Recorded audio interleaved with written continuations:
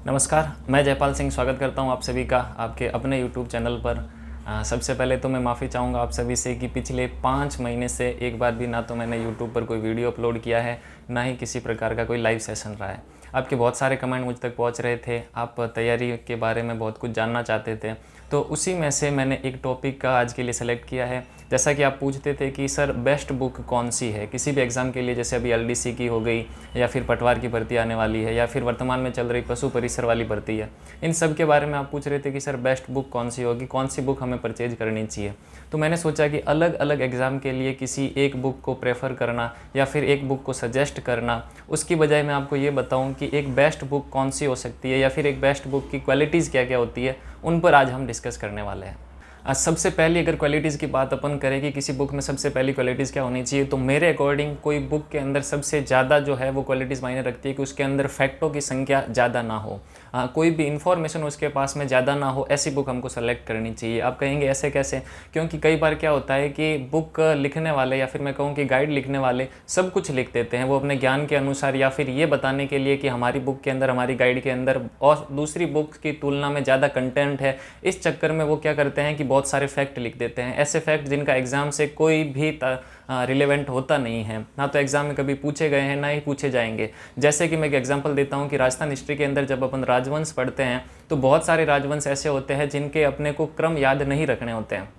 अगर आपने पढ़ा हो तो जोधपुर के जो राठौड़ हैं उनके अंदर आपने देखा होगा गांगा, मालदेव और चंद्रसेन, ये क्रम बहुत बार पूछा गया है, तो ये 3 चीज़ें याद रखनी है। जबकि गाइड के अंदर होता है क्या है कि स्टार्ट से लगा करके एंड तक सारे के सारे जो है महाराजा जो बने हुए, कौन कौन से राजा किस किस समय तक रहे थे, वो सारा का सारा रहा लेता है। तो ऐसे वो सारी चीज़ें लिखी हुई होती है, तो वो सारी फैक्ट होते हैं जो कि आपके एग्ज़ाम के अकॉर्डिंग आपके लिए ज़्यादा याद करने वाली चीज़ें होती नहीं हैं। तो पहली चीज़ ये याद रखनी है कि एग्ज़ाम के लिए जब आप किसी गाइड या किसी बुक को परचेज करें तो उसके अंदर फैक्ट लिमिटेड हो और रिलेवेंट हो, एग्ज़ाम में पूछे जा सकते हो ऐसे फैक्ट हो, बिना फालतू की बातें होती है। क्योंकि लेखक का तो काम होता है कि अपनी बुक के अंदर सारी इन्फॉर्मेशन दे, लेकिन आप फिर सेलेक्टिव नहीं पढ़ पाते, आपको ये पता नहीं लगता है कि कौन सी चीज़ें छोड़नी है, कौन सी चीज़ें पढ़नी है, किन किन चीज़ों को याद रखनी है। और एग्ज़ाम में देखिए आप गाइड साथ में लेके नहीं जा सकते हैं, आपने जितना पढ़ा है, जितना समझा है, जितना याद रखा है, वही आप एग्ज़ाम के अंदर अपने साथ लेकर जाते हैं। तो अगर ज़्यादा फैक्ट होंगे तो आपको बार बार कन्फ्यूजन भी होगा,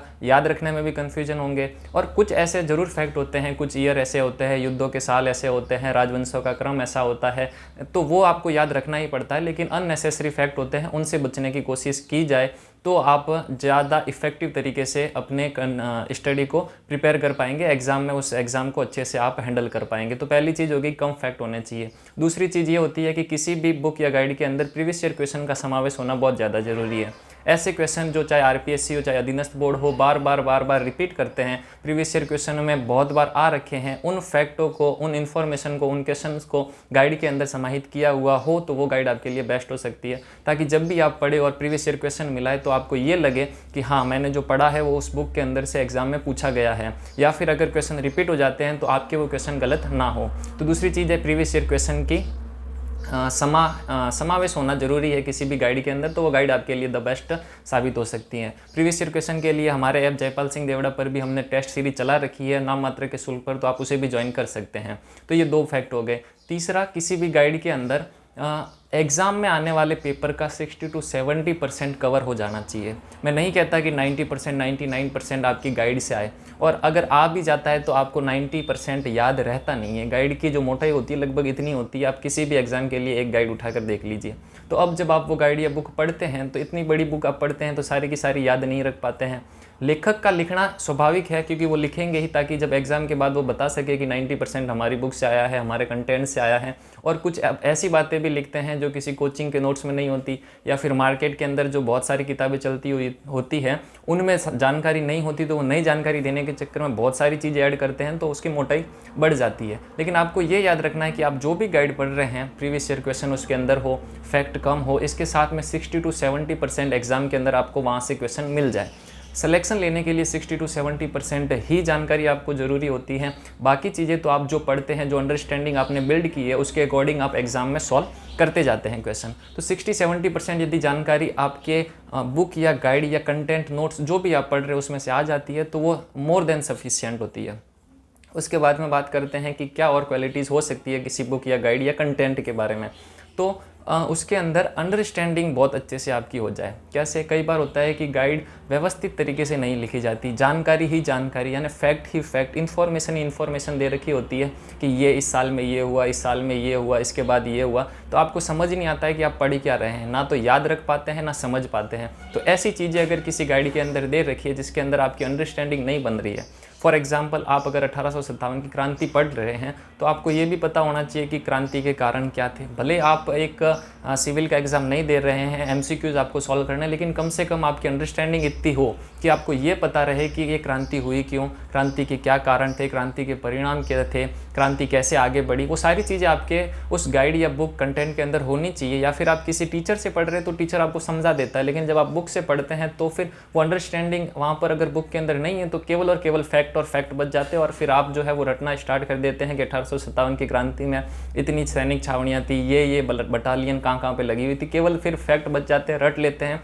और एग्जाम में आजकल आप ट्रेंड देखेंगे कि ऐसे फैक्ट और रटन वाले सवाल बहुत कम पूछे जाते हैं, अंडरस्टैंडिंग वाले आते हैं। कथन कारण वाले पूछना स्टार्ट कर दिए, मिलान वाले पूछ लिए, असत्य कथन छाटने वाले पूछ लिए, विषम पूछ लिया, इस प्रकार से क्वेश्चन आते हैं। तो अंडरस्टैंडिंग किसी भी गाइड या बुक के अंदर होना बहुत ज़्यादा ज़रूरी है, तभी आप उसको एक द बेस्ट गाइड कहेंगे।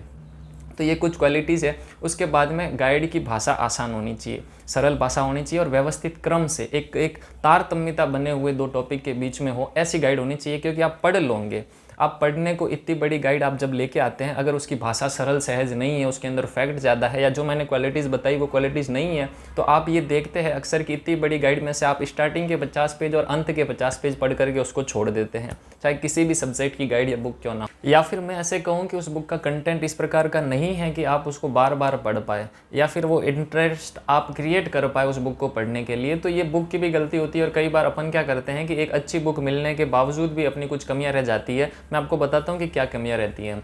अगर आपको बेस्ट बुक मिल भी गई है, आपने एक बेस्ट बुक परचेज कर ली है, गाइड परचेज कर ली है जिसके अंदर आपके अकॉर्डिंग बेस्ट कंटेंट है और 60 to 70% एग्जाम में आ जाता है, आप क्या करते हैं, उसका बार बार रिवीजन नहीं करते हैं। किसी एक बुक को एक बार पढ़ लिया, फिर आप क्या करते हैं, नई बुक पर जाने की कोशिश करते हैं। नहीं, ऐसा नहीं करना है। जब आप किसी गाइड को या किसी बुक को आप सेलेक्ट कर देते हैं कि यहाँ से मेरे को तैयारी करनी है, तो उस बुक को, उस गाइड को आप कम से कम 4-5 बार पढ़िए। 4-5 बार पढ़ेंगे तो आपको अंडरस्टैंडिंग ऑटोमेटिक बिल्ड होने लगेगी, चीज़ें याद रखने के योग्य आप बन जाएंगे। और बार बार जब आप एक ही बुक को पढ़ोगे तो आपके दिमाग में एक इमेज क्रिएट हो जाती है कि इस पेज पे यहाँ पर ये वाला फैक्ट लिखा हुआ था, इस पेज पर ये चीज़ें दे रखी थी। आपको सारी चीज़ें एकदम इमेज के रूप में दिमाग में सेव हो जाती है जब आप उसका बार बार रिवीजन करते हैं। और रिवीजन करने के बाद भी जब आप उस बुक को 3-4 बार पढ़ लेते हैं तो एग्जाम टाइम में क्या होता है कि आप इतनी बड़ी बुक को वापस रिवीजन तो नहीं कर पाते, क्योंकि बहुत सारे सब्जेक्ट होते हैं आपके पास में, कोई एक सब्जेक्ट तो आपको कवर करना नहीं है। तो क्या करना है कि जब आप बुक को पढ़ ले हैं, 4 से 5 बार अच्छे से पढ़ लिया है, समझ लिया है, अंडरस्टैंडिंग बिल्ड हो गई है, तो आप खुद के नोट्स बनाएं। खुद के किसी भी एक पेज ले लीजिए या फिर A4 शीट पर या कॉपी में आप नोट्स बना दीजिए खुद के, और वो नोट्स शॉर्ट नोट्स होने चाहिए, लॉन्ग नोट्स नहीं होने। फिर क्या करना है आपको, जब आपने पढ़ लिया, याद कर लिया, रिवीजन कर लिया, नोट्स बना दिए, तो जब भी आपका क्वेश्चन मिला है, या फिर आप ये करें कि जब भी कोई एग्जाम में वो उस सब्जेक्ट से रिलेटेड क्वेश्चन आए, तो आप ये देखें कि आपने जो पढ़ा है उसमें से कितने क्वेश्चन वहाँ पर मिल रहे हैं और कौन कौन से नए क्वेश्चन हैं जो आपके आगे एग्जाम में काम आ सकते हैं। तो उस नोट्स के अंदर आपको उन क्वेश्चंस को नोट कर देना है, क्योंकि क्वेश्चन एग्जाम में आ रखे होंगे। इस प्रकार आप क्या करेंगे, अपने नोट्स को बार बार अपडेट भी करते रहेंगे। किसी एक सब्जेक्ट की आपको बार बार गाइड लेने की जरूरत भी नहीं रहेगी, आपके पास में कंटेंट पहले से है और एक ऐसा कंटेंट है जो आपने बहुत बार पढ़ रखा है, जिसके नोट्स बना रखे हैं, जिसको आपने अपडेट कर रखा है, समझ अच्छे से बना रखी है, तो आप निश्चित ही बहुत सारे बच्चों से आगे निकल जाएंगे। होता क्या है कि जब भी कोई भी वैकेंसी आती है, बच्चे मार्केट में जाते हैं, गाइड लाते हैं, कभी LDC की ला दी, कभी पटवार की ला दी, कभी पशु परिचर की लेके आ गए, जबकि उसके अंदर राजस्थान जीके तो लगभग सेम रहता है। हाँ, मैं ये जरूर कहूँगा कि लोअर लेवल के एग्जाम और कुछ हायर लेवल के एग्जाम में राजस्थान जीके पूछा जरूर जाता है, लेकिन उनका लेवल अलग अलग होता है, पूछने के सवालों के जो तरीके होते हैं वो अलग अलग होते हैं, लेकिन बेसिक जो है वो आपका सेम ही रहने वाला होता है। कुछ एक्स्ट्रा एफर्ट आपको लगाने रहते हैं, लेकिन बेसिक सारे ही एग्जाम में राजस्थान जीके से रिलेटेड सेम रहता है। ये राजस्थान जीके की बात की, आप इसको किसी और एग्जाम्स या फिर किसी और सब्जेक्ट से रिलेट करके भी आप इस प्रकार की प्रिपरेशन कर सकते हैं। निश्चित आप ये ध्यान रखिए कि आप जब ऐसे इस तरीकों को फॉलो करोगे तो आपको एग्जाम के अंदर इनका फायदा मिलेगा ही मिलेगा। वो बच्चे जो बार बार गाइड बदलते रहते हैं उनके दिमाग में एक ही समझ नहीं बनती, क्योंकि हर राइटर के लिखने का तरीका अलग अलग होता है। मैं आपको कोई चीज़ किस तरीके से समझाता हूँ, यही चीज़ कोई और टीचर किस तरीके से समझाएगा, दोनों में फ़र्क होगा, भले ही चीज़ें सेम हो। तो आप जब एक ही चीज़ों को फॉलो करोगे तो आपके होता है क्या, दिमाग के अंदर इमेज क्रिएट हो जाती है और कॉन्फिडेंस बिल्ड होता है।